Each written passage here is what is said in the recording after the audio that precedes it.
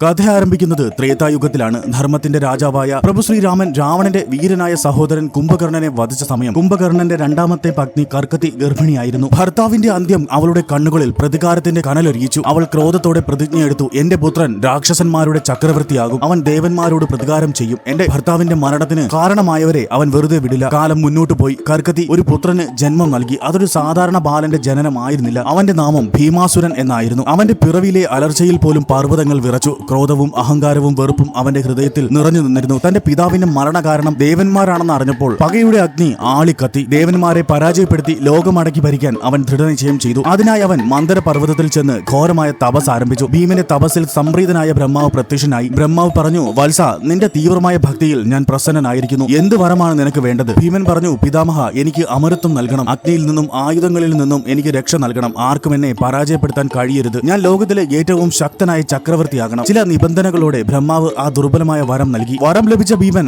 ആദ്യം ചെയ്തത് സ്വർഗം ആക്രമിക്കുകയാണ്. ഇന്ദ്രൻ, യമൻ, വരുണൻ തുടങ്ങിയ സർവ്വ ദേവന്മാരും ഭീമന് മുന്നിൽ പരാജയപ്പെട്ടു. തുടർന്ന് അവൻ ഭൂമിയിലേക്ക് ഇറങ്ങി ഒന്നൊന്നായി രാജ്യങ്ങളെ കീഴടക്കി. യജ്ഞങ്ങൾ നിർദ്ദിച്ചു. ഋഷിമാരുടെ ആശ്രമങ്ങൾ കത്തിച്ചു. അതേ ഭൂമിയിൽ കാമരൂപേശ്വരൻ എന്നൊരു രാജാവ് ഉണ്ടായിരുന്നു. അദ്ദേഹം മഹാദേവന്റെ അചഞ്ചലനായ ഭക്തനായിരുന്നു. ഭീമന് ഈ ഭക്തി സഹിക്കാൻ കഴിഞ്ഞിരുന്നില്ല. അവൻ കാമരൂപേശ്വരനെ ആക്രമിച്ച് തടവിലാക്കി. എന്നിട്ടും അദ്ദേഹത്തിന്റെ ഭക്തിക്ക് ഒരു കുറവും വന്നില്ല. ഭീമൻ പരിഹസിച്ചുകൊണ്ട് ചോദിച്ചു, നിന്റെ ഈ ഭക്തി കൊണ്ടൊന്നും നിന്റെ ശിവൻ നിന്നെ രക്ഷിക്കുമെന്ന് തോന്നുന്നില്ല. ഇനിയും നീ പൂജിക്കുമോ? രാജാവ് ശാന്തനായി മറുപടി പറഞ്ഞു, എന്റെ മഹാദേവൻ സാക്ഷാൽ വരും. എന്റെ വിശ്വാസം പൂർണ്ണമാണ്. രാജാവിന്റെ വാക്കുകളിൽ കോപിതനായ ഭീമൻ ഭക്തിയുടെ പ്രതീകമായ ശിവലിംഗം തകർക്കാൻ തന്റെ വാൾ ഓങ്ങി ഉയർത്തി. എന്നാൽ അവൻ ശിവലിംഗത്തിന് അടുത്തെത്തിയ നിമിഷം ഭൂമി മുഴുവൻ പ്രകമ്പനം കൊണ്ടു ഒരു ശക്തമായ പ്രകാശധാര പൊട്ടിപ്പുറപ്പെട്ടു. തടവറയിൽ ഇടിമുഴക്കം പോലുള്ള ശബ്ദം നിറഞ്ഞു. അവിടെ മഹാദേവൻ പ്രത്യക്ഷപ്പെട്ടു. മുമ്പൊരിക്കലും കണ്ടിട്ടില്ലാത്ത രൂപത്തിൽ. ശരീരമാകെ ഭസ്മം പൂശി, നേത്രങ്ങളിൽ അഗ്നി ജ്വലിച്ചു. കയ്യിൽ ത്രിശൂലം തിളങ്ങി നിന്നു. ഇത് ശാന്തനായ മഹാദേവൻ ആയിരുന്നില്ല. ഇതായിരുന്നു സംഹാരരുദ്രൻ. മഹാദേവന്റെ ഘോരമായ സ്വരം മുഴങ്ങി, നീ അധർമ്മിയായി മാറിയിരിക്കുന്നു ഭീമ.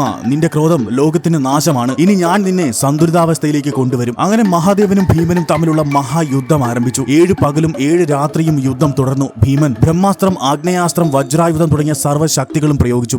പക്ഷേ സംഹാരരുദ്രൻ അചഞ്ചലനായി നിന്നു. അദ്ദേഹത്തിന്റെ ചലനങ്ങളിൽ സ്ഥിരതയും ദൃഷ്ടിയിൽ ക്രോധവും കരുണയും ഒരുപോലെ ഉണ്ടായിരുന്നു. അവസാനം മഹാദേവന്റെ ത്രിശൂലം ഭീമന്റെ നെഞ്ചിൽ തുളച്ചു കയറി. ഭീമൻ നിലത്ത് വീണു. അപ്പോൾ മഹാദേവൻ ശാന്തനായി പറഞ്ഞു, ഭീമ, ഇത് നിന്റെ അന്ത്യമല്ല, മോക്ഷമാണ്. കാരണം നീ ഇപ്പോൾ എന്റെ ശരണത്തിലാണ്. അങ്ങനെ ഭക്തനായ കാമരൂപേശ്വരന്റെ അപേക്ഷ പ്രകാരം മഹാദേവൻ അവിടെ തന്നെ ജ്യോതിർലിംഗ രൂപത്തിൽ സ്ഥിതി ചെയ്യാൻ തീരുമാനിച്ചു. അധർമ്മിയായ ഭീമനെ നിഗ്രഹിച്ചതിനാൽ ആ പുണ്യസ്ഥലം ഭീമശങ്കർ എന്ന പേരിൽ അറിയപ്പെട്ടു. ഇന്നും ഈ ക്ഷേത്രത്തിൽ വെച്ച് മഹാദേവന്റെ ഹൃദയമെടുപ്പ് കേൾക്കാൻ കഴിയുന്ന ഒരു അനുഭവം ലഭിക്കുമെന്നാണ് വിശ്വാസം. അന്ന് രാത്രി ഭീമന്റെ ആത്മാവ് കരയുകയായിരുന്നുവെന്നും മഹാദേവൻ അവന് ഉറപ്പ് നൽകിയെന്നും പറയപ്പെടുന്നു. ഭീമ, ഈ ജ്യോതിസ് ജ്വലിക്കുന്നിടത്തോളം കാലം നിനക്ക് ശാന്തി ലഭിക്കും.